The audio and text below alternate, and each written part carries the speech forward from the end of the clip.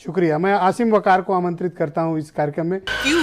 क्या हुई? वकार साहब आपका शुक्रिया। मैंने आपका एक स्टेटमेंट देखा, क्या बात कर रहे हैं? आप उसमें बड़े हमलावर हैं समाजवादी पार्टी पर। कैसा? दूसरे दलों से आप कभी सवाल नहीं पूछते हैं। कैसा? समाजवादी पार्टी के पास 3 वैकेंसी थी, फिर मारने का आएगा तू?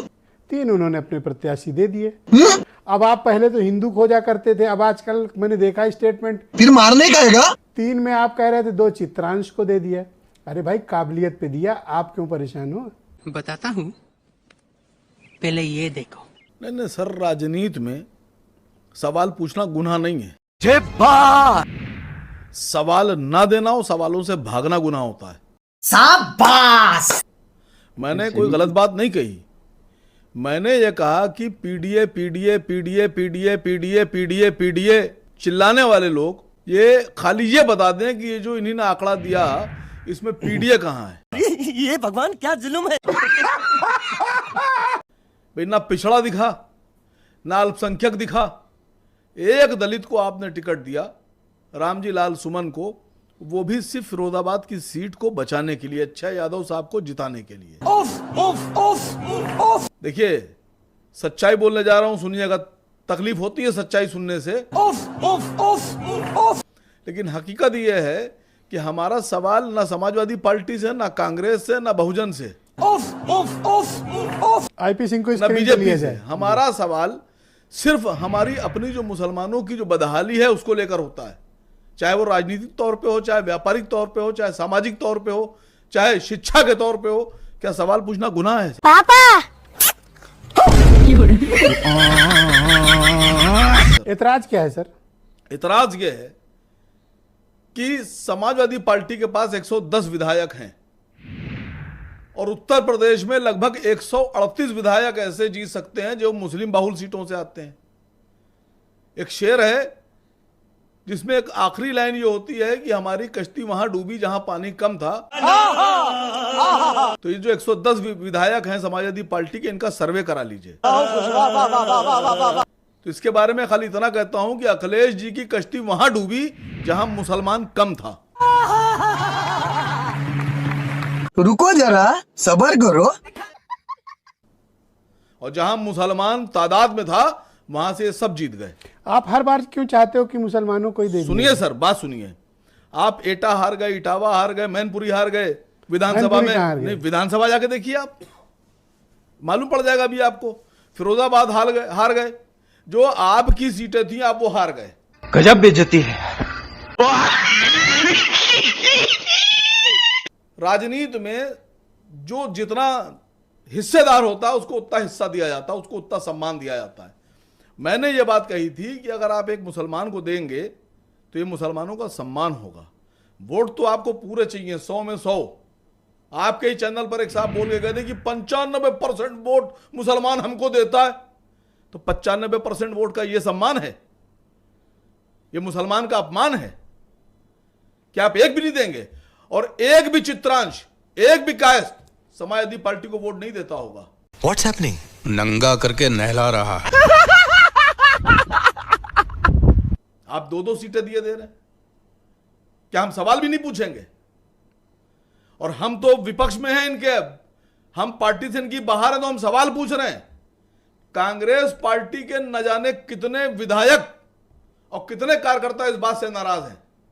कईयों ने तो मुझको फोन किया मेरे इस बयान के बाद, कांग्रेस पार्टी के, और बहुत समाजवादी पार्टी के न जाने कितने विधायकों ने मुझे फोन किया और फोन करके मुझसे कहा कि आपने हम लोग के सम्मान की बात की है, मुसलमानों के सम्मान की बात की है, हम शुक्रिया अदा करते हैं आपका। मोगेम्बो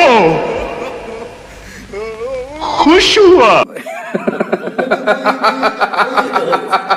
कि आपने राज्यसभा मुसलमान को देने पर सवाल उठाया। सर बीजेपी ने भी तो एक मुसलमान को नहीं दिया, आपने उनसे तो सवाल नहीं किया। अभी पता चले बीजेपी खुली दुश्मन है। अच्छा, बात समझिएगा। हम तो सीधा सा, हमारी तो लड़ाई बीजेपी से। आप तो वाला हिसाब कर रहे हैं। अब देख तू कि 2 सेनाएं आमने सामने थी। अब देख तू, हम भारत की सेना में थे, सामने पाकिस्तान की सेना थी। अब तू गया बेटा। आप कह रहे हैं पाकिस्तान की सेना से हमदर्दी करो। हम भारत के लोग हैं सर, हम अपनी सेना की बात करेंगे। अब तू गया, देख तेरी औकात मैं दिखाता हूं तुझे। हम विपक्ष में हैं सरकार के, हम भारतीय जनता पार्टी के विपक्ष में हैं। हम उनसे क्यों उम्मीद रखेंगे कि वो हमारे लिए अच्छा करेंगे? क्योंकि मैं बहुत दिनों से खेल बंद करने के चक्कर में था। वो किसी के लिए अच्छा नहीं कर रहे हैं, लेकिन जो लोग हमारे वोट की बात करते हैं, जो हमारे 100% वोट लेने की बात करते हैं, क्या सवाल उनसे? पर इस तरह के नॉमिनेशन राज्यसभा या एमएलसी के तो काबिलियत मेरिट के आधार पर किए जाने चाहिए ना। कोई सेंस है इस बात की? जो लोग क्या गए मेरिट है, जिनको सर? जिनको आप चित्रांश बता रहे हैं, जया बच्चन इतनी बड़ी सिने स्टार, 4 बार का उनका राज्यसभा का करियर, कितनी अच्छी वक्ता। सर सुनिए सर, अमिताभ सुनिए। बच्चन की वाइफ, कैसा लगा मेरा मजाक? सुनिए sir, Alok Ranjan former chief secretary. सुनिए सर, आपको चित्रांश से समस्या है सर? अभी बता है भाई। सुनिए सर, आपने कहा हम सवाल उठा रहे हैं उनकी काबिलियत एबिलिटी पर, काबिलियत पर। मैंने एक बार भी रामजी लाल सुमन साहब पर कोई सवाल नहीं खड़ा किया।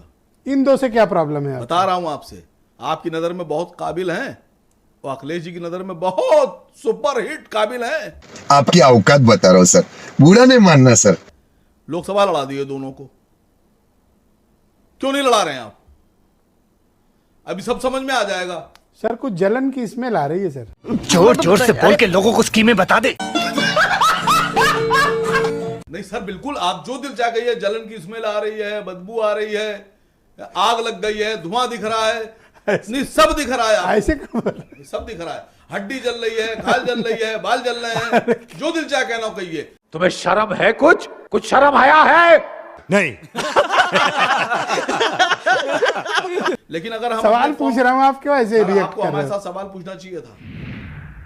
इनकलाब श्रीवास्तव साहब की बीवी को आप अमिताभ टिकट दे बच्चन नाम है, आप नाम मत बिगाड़े उनका। रहे हैं। उनका आधार कार्ड पे इनकलाब श्रीवास्तव ही होगा। बेशर्मो शर्म करो शर्म। आप चेक करा लीजिए।